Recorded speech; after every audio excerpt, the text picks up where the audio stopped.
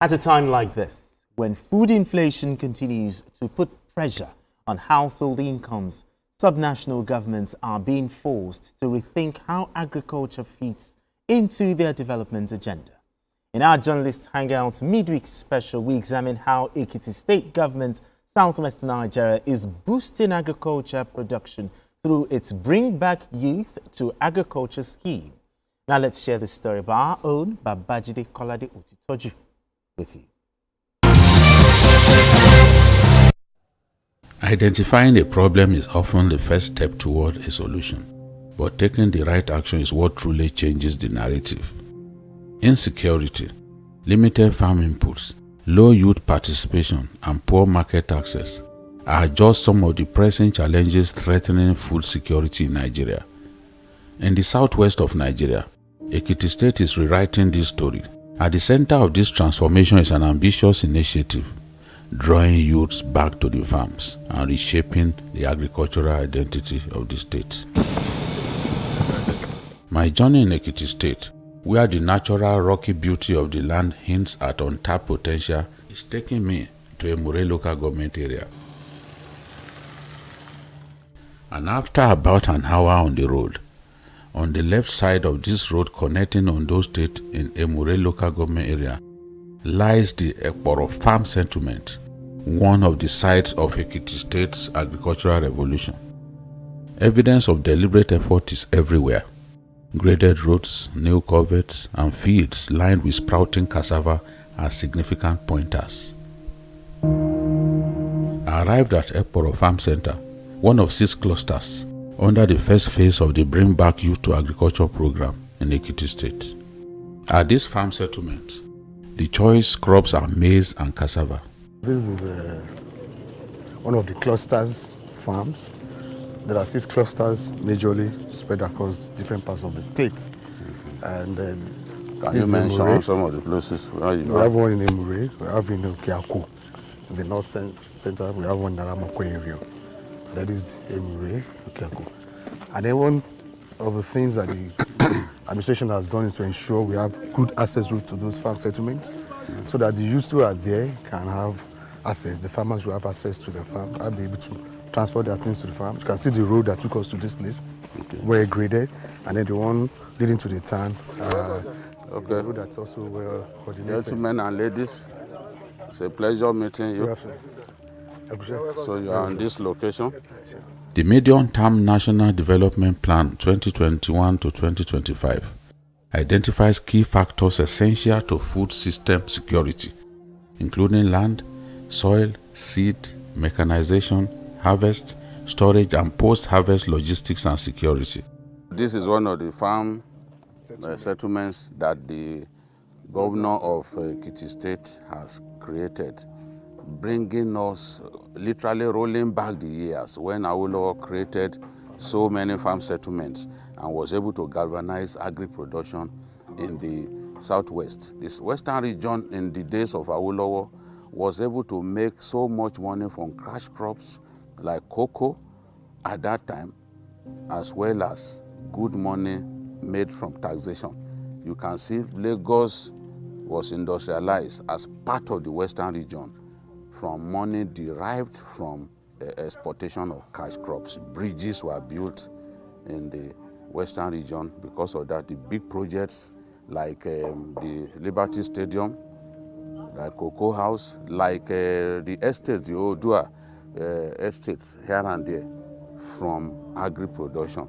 Now what Governor Oyebanji is trying to do is to roll back the years, do exactly what the late Chief Awolowo did back then with tremendous success. So we are here now in Ekporo Ekiti, and I still have the Chief Press Secretary with me who will be talking to us about the project here. And we have farmers here, young farmers who are also on site.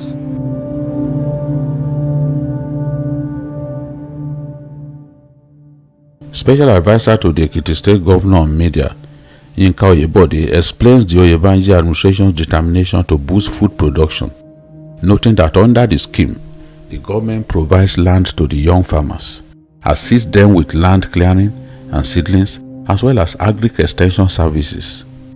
In addition, there is also an arrangement to buy produce directly from the youth farms. Now, the whole idea is, one, create the opportunity for them, empower the youth so that they have money. Yes. They can decide, make farming attractive, agriculture attractive to the youth. Yes. And the only way you can make it attractive is to support them. Big extension is there, feed them seedling, and then land clearing policy of the administration is here. So you see, most of the land will be cleared for them first and foremost.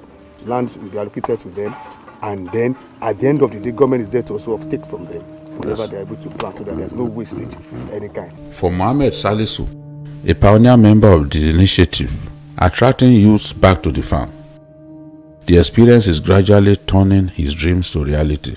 Yeah, we'll be able to have a lot of turnover. Last year when we came into the program, it's more or less like somehow difficult, but along the line, it was cassava, maize. We had a lot of turnover last year. Yeah, all the participants were able to get a lot of things back home as income last year.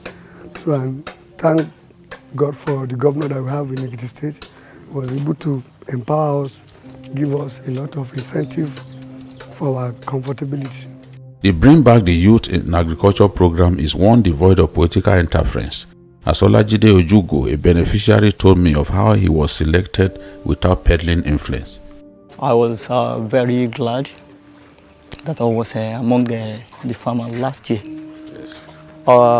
It's one of my managers that called me that a program is coming down to Ekuru by YSG, that the government wants to empower youths. Yeah. So he said, I will join. So and I said, okay, no problem, I will join the group. Okay. Even I was the group leader of Group A, that was last year. That's why I joined the group. To ensure that these young farmers live a meaningful life while doing what they love, the state government has embarked on the construction of dormitories on the farm settlements. When completed, the farmers will have access to basic amenities to enable them stay more in the farms, more like home away from home. Interested in knowing how safety concerns are addressed, I was told that the government prioritizes security, hence the beef up of security around the cluster zone and the creation of Agro Rangers, a homegrown security network to enhance confidence in the rural areas. The forest, once haven to kidnappers and perfect foliage for the cultivation of cannabis sativa, also known as Indian hemp, is now a place for youths working to feed the nation. From towns like Ekporo to Aramoko, Ikere to Yemero, more farm settlements are being developed, raising the clusters from 6 to about 13. It is not just crop cultivation that is getting the attention of the government. The Ekiti State government has also embarked on livestock production, with specific intervention in the area of broiler production.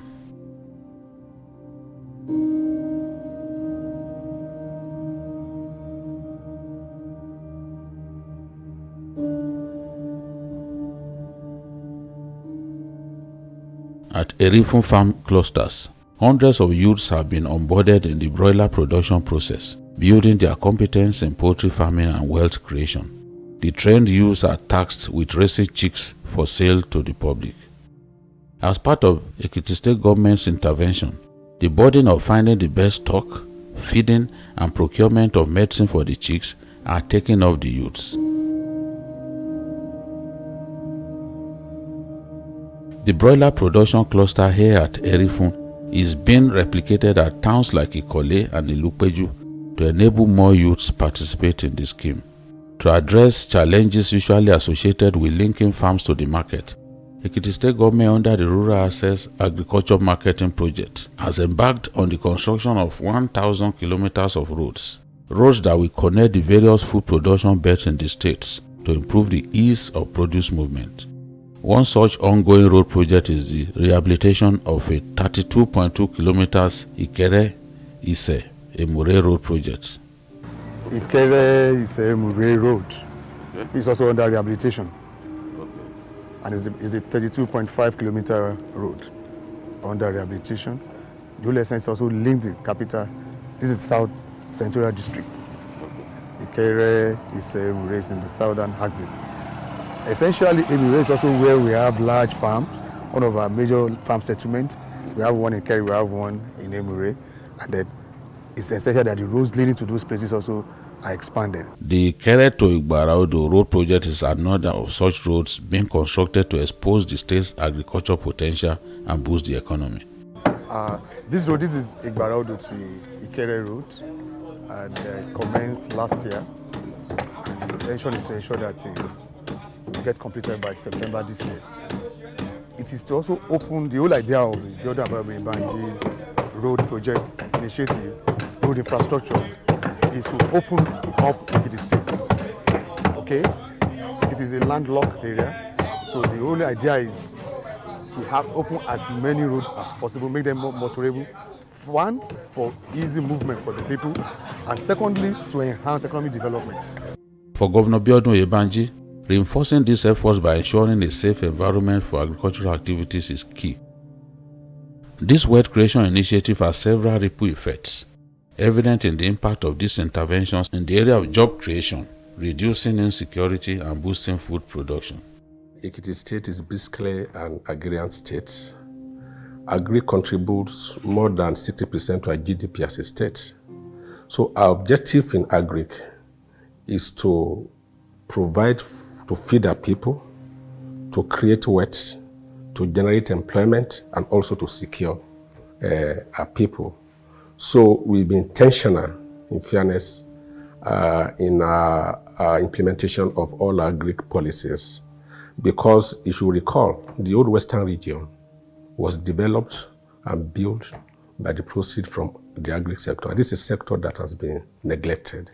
So when we came on board, we just decided that, look, we have to go back to agri. And as a state, that's the only thing we have. We don't have oil, but we believe that we have enough human capital and natural resources and agri-allied product to develop our people. The experience we did in Ekiti State last year is we partner with private sector and we invited the youth to come out. They came out, we onboarded 1,000 of them. We developed 6 agri clusters across the state and we cleared close to 1,500 hectares of land across the 6 clusters. We gave them improved seedlings, we gave them fertilizer, we plowed the land, we developed the land for them, and we followed with extension services. So all through the value chain, we handheld them, and we also ensured that we provided security on the farms for the young farmers and for the farm product. And at the end of the day, we also set up an aggregation company that we call Ilueye Trading Company that bought back the proceeds from them. So we protected them from the manipulations of middlemen. Indeed, these efforts will ensure that more people, particularly youths, do not see engagement in agriculture as a sign of poverty, but as a path to prosperity, peace, and purpose. Babajide Kolade Otitoju, Ado Ekiti. BK, beautiful report there. Bring back the youth to agriculture. Yes. What did you observe? Yes, I was really excited because this is what we've been calling for. That states should take agriculture seriously. If we don't take agriculture seriously, we won't be able to defeat food insecurity. Prices of food will keep going up. Now, you can see what this governor has done. He has targeted the youths. He has built agri-clusters in 6 different parts of the state. And youths, about 5,000 of them have subscribed and have been onboarded. Exactly. A lot of these young people who have nothing to do, who are idle, engage them in agriculture. It's not a difficult thing. Governor Oyebanji has shown us now that, look, it is possible. In the enlarged documentary, you see, I spoke with women. Young girls were also part of it, and they showed their excitement. They said the money they made last year, that they have now begged government to tractorize more land for them. Because once you help them to do that, they will be able to farm more and they will make more money and support their families. So this is the whole idea, and government is providing quality seedlings, providing fertilizer. Government is also buying the produce from them. Exactly. So that, as the governor said, they don't fall into the hands of wicked middlemen who are actually the reason for high prices of food in our country. So, and that hostel. Okay. Once they finish building that hostel, they will put DSTV, they will put all those things that make people feel comfortable in their home. Running water, everything will be there. So once you have that, they will be able to focus on the farming. Okay. Maybe it's just once a day that they will go to their families in town. So everything is being done to encourage these people to see the joy in farming. You needed to have been at that broiler farm. I mean, where they grow those chicks. Okay. A lot of the guests, they are happy and they are making money. This is what we want to see. Doctor, just in 1 minute, okay, your thoughts here. I'm happy with what is going on there. The last time we saw this, the thing that caught my attention was the fact that the governor did not sit in his office to get reports. Rather, it was on the field. On the field. Going out there, and that's what we need. Beautiful one, beautiful one. A good one from Governor Oyeba. I just hope other states will just, you know, take a cue from this and, you know. But anyway, it's a fine place for us to leave it, Doctor. Thank you so much for coming into the show. Oh, yeah, coming on the show to talk about BKO, as always. Thank you so much. Beautiful report, by the way. Thank you so much. And that's all on Journalist Hangout today. You can watch the repeat broadcast of this episode tonight at 11. Join us on Sunday from 1:30 to 3:30 p.m. for Journalist Hangout on Sunday. We're on YouTube at youtube.com/TVC News Nigeria. I am Benga. Bye for now, and God bless Nigeria.